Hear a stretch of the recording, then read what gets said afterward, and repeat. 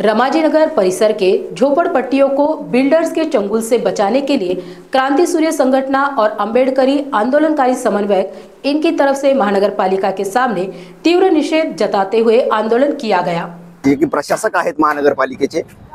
मागच्या जवळपास तब्बल 1 ते 1.5 वर्षापासून प्रधानमंत्री आवास योजनेच्या नावाखाली या शहरातील ज्या काही झोपडपट्ट्या आहेत ज्याच्यामध्ये विशेषतः शोषित पीडित आणि वंचित समुदाय राहतो त्या जमिनी अधिग्रहित करून त्या ठिकाणी प्रधानमंत्री आवास योजनेच्या नावाखाली घरं उभारायची।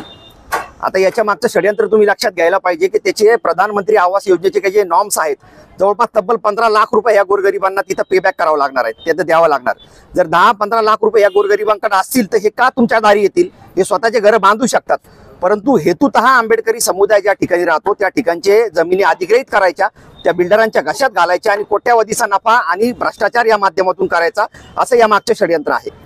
मागील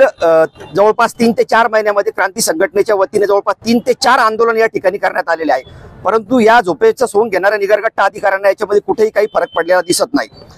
त्यांना आमचं एवढं सांगणं आहे की आंबेडकरी समुदाय हा लोकशाही मार्गाने लढणारा समुदाय आहे, परंतु जर यांना आंबेडकरी समुदायाचा जर आक्रोशच बघायचा असेल तर यांच्या छाताडावरती बसून येणाऱ्या काळामध्ये आंबेडकरी चळवळीच्या वतीने मोठ्या मोर्चाचं नियोजन करण्यात येईल। यांनी तात्काळ हा जो काही तुगलकी आणि जो निजामशाही सारखा जो काय म्हणतात त्याला झुंडशाही करून हे जे काही निर्णय घेत आहेत यांनी तो तात्काळ निर्णय रद्द करावा आणि माणुसकीची भावना जपून या गोरगरीब शोषित वंचित समुदायाला न्याय देण्याचा प्रयत्न करावा, अन्यथा यांना आंबेडकरी चळवळीच्या रोषाला सामोरं जावं लागेल।